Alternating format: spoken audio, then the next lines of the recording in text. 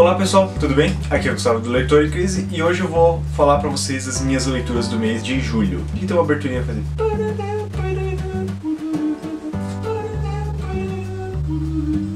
Então, esse mês de julho eu participei da Maratona Literária de Inverno 2016 e então tinha alguns desafios, eu até postei no Instagram os livros que eu ia ler por semana e eu tentei jogar o máximo de livros nesse meio tempo, só que eu não consegui porque eu provavelmente sou um pouco preguiçoso e não deu muito certo. Eu vou deixar aqui na descrição o canal do Geek Freak, do Vitor Almeida, que foi ele que organizou a maratona desse ano. Então eu vou falar um pouquinho desses livros. Esse mês de julho eu li 4 livros e 9 HQs. Então, senta que lá vem a história.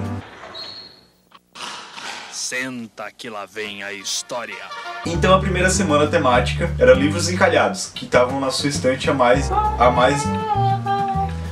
de um ano, tava lá mofando, triste, solitário. E o livro que eu escolhi foi o Confie em Mim, do Harlan Coben. Eu até comentei esse livro num vídeo que eu fiz sobre os livros que estavam mofando na minha estante. Então ele vai contar a história do Adam Bay, que ele tá tendo alguns comportamentos um pouco estranhos para um adolescente e os pais dele acabam colocando uma ferramenta para monitorar o computador dele. E aí eles acabam descobrindo que o que aconteceu com um amigo dele que se suicidou não é realmente aquilo que todo mundo achava que é. Esse livro, assim, olha, tudo nele é interligado, assim, todos os personagens eles se ligam de uma forma muito uau.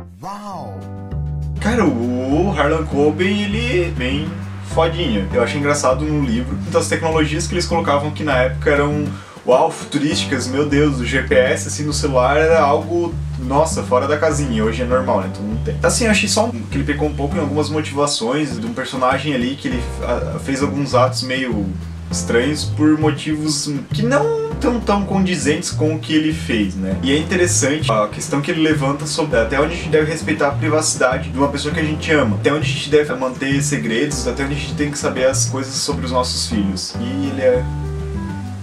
A segunda semana, então, da Maratona Literária foi a semana do hype, que eram livros que quando foram lançados ou quando saiu aqui no Brasil, eles estavam com uma hype aqui em cima, assim, né? E o livro que eu escolhi pra representar essa semana foi O Armada, do Ernest Cline. Então ele vai contar a história do Zach Lightman, que ele é um rapaz, num dia ele tá na aula e ele acaba vendo uma nave espacial, que é um jogo que ele joga e ele acha que ele tá ficando louco da banha. Só que na verdade essa nave, ela é de uns ETs que estão tentando invadir a Terra. Que todos os jogos que ele jogava, principalmente o Armada, são simuladores que uma coalizão mundial criou para defender a Terra desses ETs que estão vindo aqui atacar a Terra. É um livro que ele tem muitas referências nerds, ele tem, olha, um batalhão de referências aqui dentro, desde Star Wars, de Star Trek, de Doctor Who, assim, muitas séries assim, e músicas e toda a cultura nerd. Só que ele também tem um monte de clichês. O rapaz que se apaixona à primeira vista pela guria, tem uma pessoa que, digamos, ia ser o mentor dele, que depois ele descobre que ele é um outro cara que também é muito foda, e tem muito clichê. Ele traz uma premissa muito parecida com o jogo do Exterminador, com um pouco também parecido com o Fim da Infância, Independence Day, então tem uma mistura de plots ali. Cria uma história, não é ruim, ela meio que te leva a saber o que vai acontecer no final. Não é previsível, mas eu assim, realmente, era uma das possibilidades que eu tinha imaginado. Tem bastante ação, tem bastante cenas de batalhas, né, principalmente batalhas espaciais. O jogador número 1 é muito melhor que esse livro, muito melhor mesmo.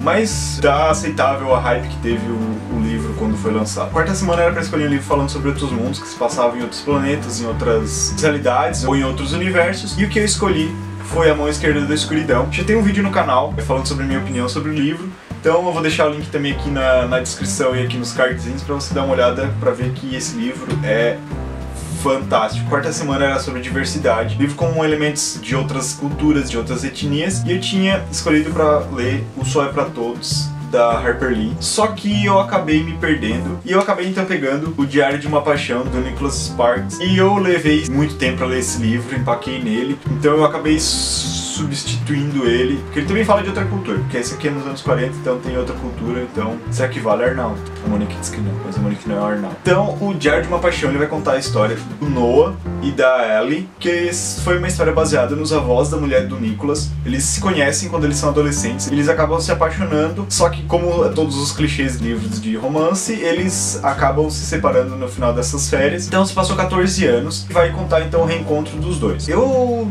não gostei muito dessa história. Ela mostra o Noah como um cara perfeito. Ele foi pra guerra e não ficou louco, um cara que não tem nenhum defeito. Eu não gosto desse tipo de coisa, porque assim, todo mundo tem algum tipo de defeito. E ele não tem nenhum defeito, porque ele é perfeito, ele é o homem da vida de todas as mulheres, que se passa aqui mais ou menos na década de 40. É uma cultura diferente, eles têm um pensamento diferente do que nós temos hoje. A história deles ali, até o final, ela é bonita, fala bastante sobre amor assim verdadeiro, sobre até onde uma pessoa vai pra continuar amando a outra. Isso que eu vou falar agora é um spoilerzinho, então eu vou deixar um quadradinho pra vocês pularem. A Ali, ela, depois de 14 anos, ela tá noiva e ela descobre que o Noah, ele reformou a casa, ele tinha comentado pra ela que ia reformar essa casa uma vez na vida dele. Ela viu essa reportagem e foi atrás dele. Chegando lá, eles se reencontram, conversam e ela acaba ficando com ele. E isso eu acho errado, porque assim, traição é algo que mesmo que a pessoa, mesmo eles eram almas gêmeas, eles eram apaixonados, eu não acho correto. Se ela realmente amasse ele, descobrisse todo esse amor dos dois, eu acho que ela deveria ter voltado pra casa dela, ter terminado o noivado dela, do que ter feito isso. Mas é a minha opinião, então. Oh my God, who the hell cares? É o segundo livro do Nicholas Sparks que eu leio.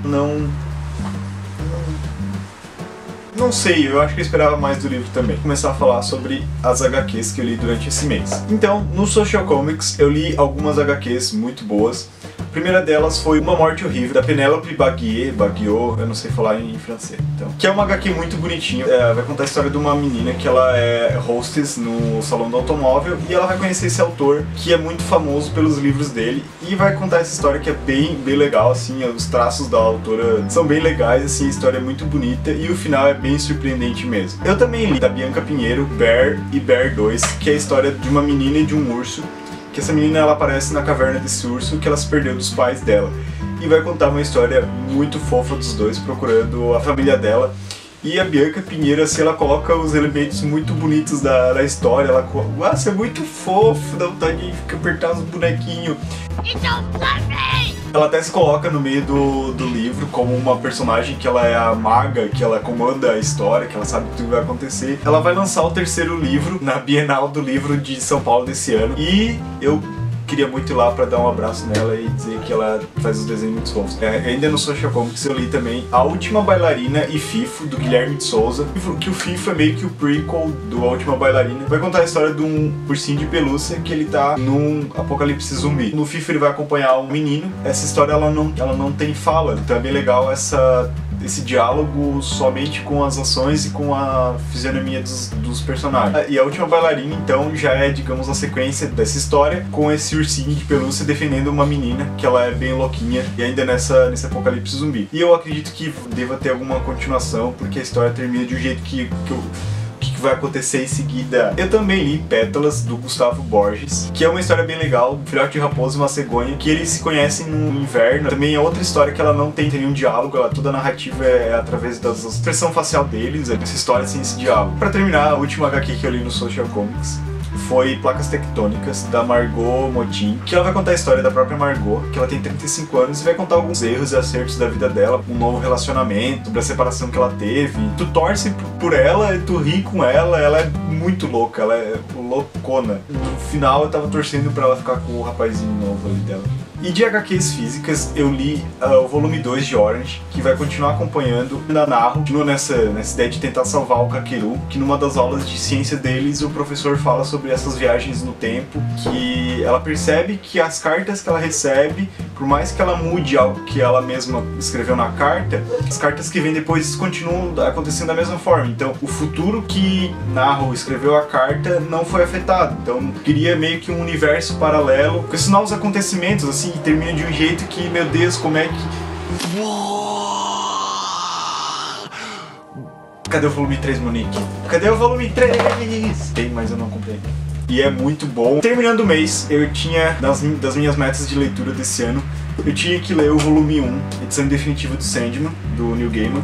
E eu terminei ele também. As 20 primeiras edições do Sandman vai acompanhar desde o surgimento dele na história, né? Inclui alguns personagens históricos, como o Shakespeare, vai incluir alguns personagens da DC, como o Dr. Doom, o Marciano Verde lá da Liga da Justiça. Vai trazer muitos personagens assim, vai trazer a Morte, o Destino, a Barry Cain, o Lucifer.